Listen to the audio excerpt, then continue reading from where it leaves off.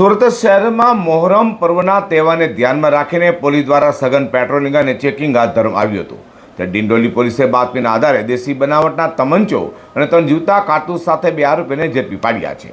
મોહરમ પર્વને લઈને સુરત પોલીસે પેટ્રોલિંગ અને કોમ્બિંગ વધારી દીધું હતું. ત્યાં સુરતના ડિંડોલી પોલીસ સ્ટેશનના સર્વેલન્સ ટીમે મોહરમ તહેવારને લઈને વિસ્તારમાં પેટ્રોલિંગ કરી રહી હતી. તે દરમિયાન પોલીસને મળેલી ચોક્કસ બાતમીના આધારે નવા ગામના આરડી ફાટક પાસે જામના પાર્ક સોસાયટી તરફ જતા રોડ પરથી પસાર થતા 2 ઈસમોને અટકાવી તેમની ઝડપી લેતા એક દેશી બનાવટનો તમંચો અને 3 જીવતા કારતૂસ મળી આવ્યા છે. જેથી પોલીસે પકડાયેલા આરોપીઓ પ્રવીણ ઉર્ફે આંબા આધાર સિરસાટ અને સતનોસ ઉર્ફે સંતોષ બિહારી સાધુ ચરણસિંહ રાજપૂતની ધરપકડ કરી હતી. તો ઝડપેલા આરોપીઓની તપાસ કરતા આરોપી પ્રવીણ આંબા સિરસાટ સામે અગાઉ હત્યા, ગુસ્સીટોક, એનડીપીએસ, પ્રોહિબિશન તેમજ મારામારી સહિત અનેક ગુનાઓ પણ નોંધાયા છે. જે સંતોષ બિહારી રાજપૂત સામે પણ આર્મ્સ એક્ટ, એનડીપીએસ અને જીપી એક્ટ સહિતના ગુનાઓ નોંધાયાનું પોલીસે જણાવ્યું છે.